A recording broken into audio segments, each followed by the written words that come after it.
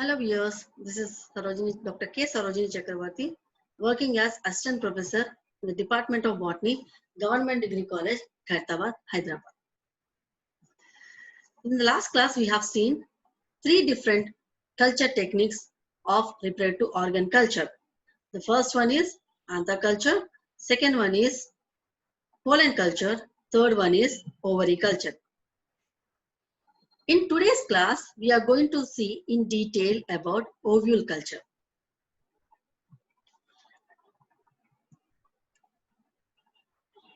Okay, now what you can see is a picture which shows the LS of flower. So this is the stalk of the flower. This is receptacle. Above receptacle you have ovary, and from ovary you can see style and stigma, sepals and petals. So inside ovary we will see the megasporangium, that is ovules. So the whole part of this ovary along with ovule, style and stigma is known as gynoecium or carpel. So this is the receptacle and this is ovary, the style and stigma, and inside ovary we can see ovules, the megasporangium. So the culturing of these ovules to produce haploid plantlets is known as ovule culture, or viable seeds. Production of a viable seeds is known as ovule culture. Before starting this, we'll see what is the history of ovule culture. In 1932, White, he was the first person, a scientist, to attempt this one. So he isolated ovules of Antirrhinum majus and cultured them in vitro conditions and under aseptic conditions. After that, the scientist from India, G. Maheshwari, in the year 1958, he isolated the ovules of Papaver somniferum and cultured them. Along with pollen he did, and he could develop viable seeds. So this is the second step or development in ovule culture technique. After that, Podumnia Arnoldi in the years 1959 and 1960 successfully cultured fertilized ovules in orchids. This is a major breakthrough in orchids. After that, Nakajima in the year 1969 cultured ovules at two-celled pro-embryo stage in medium which are supplemented with watermelon and cucumber juices. Uchmiya and co-workers in the year 1971 cultured unfertilized ovules of Solanum melongena and obtained vigorous callus formation when the medium was supplemented with IAA, that is auxins, and cytokinase, that is kinetin. So what is ovule culture? Ovule culture is an elegant experimental system of plant tissue culture by which ovules are aseptically isolated from the ovary and are grown aseptically on chemically defined nutrient medium under controlled conditions. So just like any other tissue culture, plant tissue culture technique, here also we have to carefully take the ovules under aseptic condition or isolate them from the ovary, and we have to grow them on the nutrient medium under controlled conditions. So now we'll see what is the principle of ovule culture. An ovule is a megasporangium, everybody knows that, and it is covered by two integuments or one integument. Ovules are attached to placenta inside the ovary by means of its funiculus. So the adjoining point of your ovule with the placenta is known as funiculus. An ovule, it contains a megaspore or an egg cell. After fertilization, a single cell zygote is formed, which ultimately leads to form a mature embryo possessing shoot and root primordia. So basically, the ovule, it is a megasporangium, and this megasporangium, it contains a megaspore or the egg cell. After pollination, when the pollen, it enters into the ovary and reaches the ovule, their fertilization takes place. After fertilization, a zygote, diploid zygote is formed, and this zygote, it leads to the formation of through embryogenesis, or it leads to the formation of a mature embryo and this mature embryo gets differentiated into root and shoot primordia, leading to the formation of a plantlet. Ovules can be isolated and cultured in nutrient medium. In vitro ovule culture helps to understand the factors that regulate the development of a zygote through organized stages to a mature embryo. But alternatively, it may be possible to germinate pollen in the same culture as the excised ovule and to induce in vitro fertilization and subsequently produce embryo. So this is the ultimate principle of ovule culture technique, to produce embryo, and through embryo formation of plants and resulting in the development of viable seeds. Now we will see the protocol of ovule culture. First, as usual, like any technique, we have to collect the unopened or open flower but unfertilized ovules we have to take. If fertilized ovules are taken, then we have to collect the open flower where the anthers are dehisced and pollution and pollination has taken place. So in an open flower, it could be unfertilized ovules and fertilized ovules. If unfertilized ovules are there, no problem. But if fertilized ovules are there, then we have to take that flower, open flower, and we have to remove we have to check whether the anthers have dehisced or not and pollination has taken place. Okay. To ensure fertilization has taken place or not, we have to collect the flower after 48 hours of anther dehiscence. Okay. So after the dissemination of pollen grains, after the dissemination of pollen grains, we have to wait for 48 hours. Then, because within the 48 hours, fertilization takes place, and then we can take those ovules. The second step in the protocol is we have to remove the sepals, petals, and rhizome, that is filaments, anthers, everything should be removed from the ovaries containing either fertilized or unfertilized ovules. Now we have to soak these ovaries in 6% sodium hypochlorite solution. Now why we are not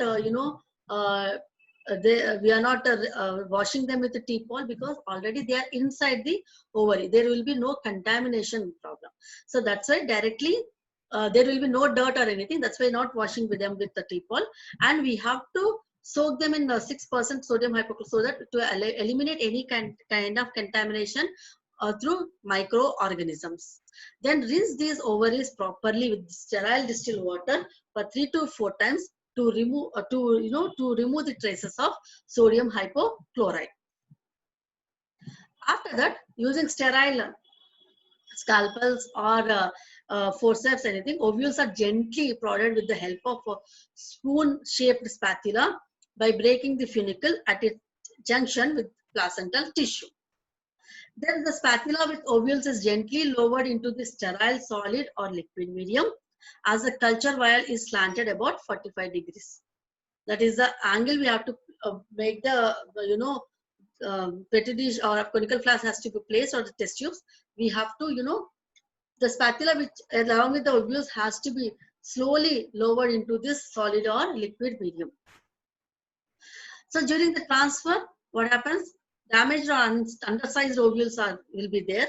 So those has to be rejected. So care has to be taken what type of ovules we are transferring them into the nutrient medium. Whether if they are damaged, we have to remove them. If they are undersized also, we have to eliminate those kind of ovules. Now incubate the cultures in either dark or light for 16 hours at 25 degrees centigrade. So this is the way we have to do the ovule culture technique. So this is this is a ovule germination is taking place, and this is a conical flask where ovules are transferred into the liquid medium. So this is a liquid nutrient medium. Now, why ovule culture is important and what are the applications of ovule culture? Isolated ovule culture as early as the zygote or 2 to 4 cell pro-embryo stage is of considerable importance. Next, ovule culture is a boon for the plant breeders in obtaining seedlings from crosses which are normally unsuccessful because of abortive embryos. So why oviculture is important? Because especially it plays an important role in plant breeding or hybridization techniques. So this has become a boon for the plant breeders, as you know, in plant breeding experiments, abortive embryos or abortive seeds is a big problem. To overcome this problem, oviculture has given a promising a technique to for having viable embryos. So the first application of oviculture is test tube pollination and fertilization. So this is an important achievement of research on oviculture, and it has been the development of this technique of test tube pollination and fertilization. By this technique, it may be possible to germinate pollen in the same culture as the excised ovule and to induce in vitro fertilization. So what we have to do is we have to excise unfertilized ovules of the selected plant. Mostly it was done in Argemone mexicana, Papaver somniferum, and Nicotiana tabacum and Nicotiana rustica.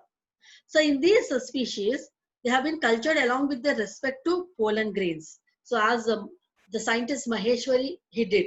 Along with the pollen grains, ovules were cultured, and all the stages of development starting from the germination of pollen to double fertilization has been observed, and the mature seeds containing viable embryos have been obtained by these experiments. So using the same method, it has been possible to fertilize the ovules of Melandrium album with the pollen grains from other species of Caryophyllaceae family, and subsequently even with the pollen of Datura stramonium. So employing ovule culture technique, the incompatibility barrier in petunia has been overcome. So that's why this ovule culture is a boon. It is a boon. The second application is application of ovule culture in hybridization. So in many interspecific and intergeneric crosses, the F1 hybrid embryos, they frequently become abortive in the developing seeds. Okay.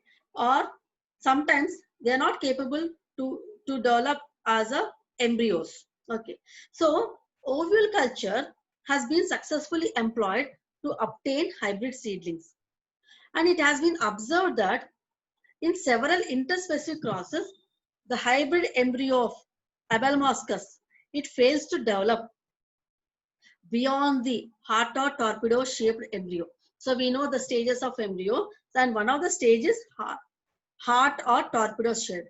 After that, you can see development of a proembryo, and the proembryo giving rise to the embryo of viable embryo. Okay, so after this stage, it has failed to develop. But through this ovule culture, viable hybrids have been obtained in in this species, in this genera, that is Abelmoschus. And a true hybrid between Brassica chinensis and Brassica pekinensis has been obtained by culturing the fertilized ovule in vitro. So it was a very successful to obtain viable embryos, and through the crosses, that is interspecific and intergeneric crosses, where the chances of getting making the embryos abortive, but it was very much successful in many species through ovule culture technique, where the embryos were they are not abortive, they have become viable, forming the seeds. After that, the next application is production of haploid callus through ovule culture. So Uchimiya and the co-workers along with him in the year 1971, as I said, attempted culturing of unfertilized ovules of the plant Solanum melongena and obtained vigorous callus formation on when the medium was supplemented with oxygen IAA and cytokinin kinetin. Although the origin of the callus tissue was not known, but the cytological assay has revealed that it to be haploid in nature. So it is an important attempt to obtain haploid plants from an alternative source rather than anther or pollen culture. So last classes we have seen from anther and pollen culture only we can see the production of or the development of haploid plants. But other than those two, even through ovule culture also, there is the chances of getting haploid plants through haploid callus. That is again a success of or an application of ovule culture. Next one is ovule culture and angiospermic parasites. So generally, in obligate root parasites, that is Striga or Orobanca, the formation of seedlings is dependent on some stimulus from the host plant or a host root. The studies on ovule culture of this Orobanca and Cistenza has demonstrated that the formation of shoots in vitro can be induced in any absence of any stimulus from the host. So there is no requirement of any stimulus from the host root, and directly we can see the formation of shoots in vitro through this ovule culture from these two plants, that is Orobanca and Cistenza, where there should be a stimulus. Next one is ovule culture of orchid plants. So in nature, generally the seeds of orchids, they germinate only in association with a proper fungus. Otherwise they won't germinate. Everybody knows that.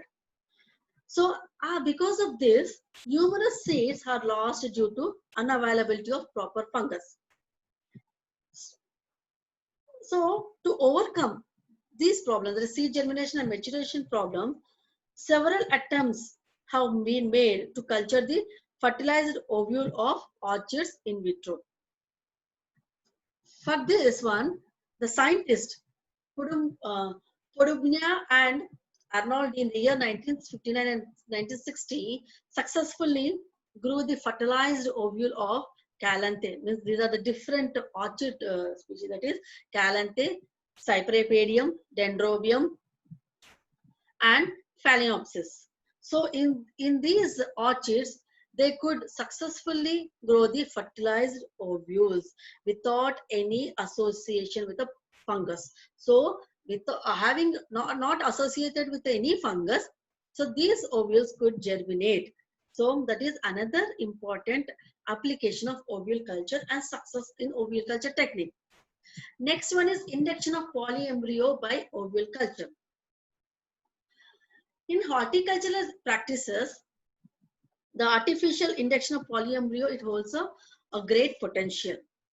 It has been observed that the nucellus of monoembryonic ovule of citrus, it can be induced to form adventive or embryos in culture. So it is a great achievement and significant achievement through ovule culture technique. Last is virus irradiation or eradication through ovule culture. So in the varieties of citrus which are impossible to free of virus by other means, the ovule culture has proved decisively advantageous to make them virus free.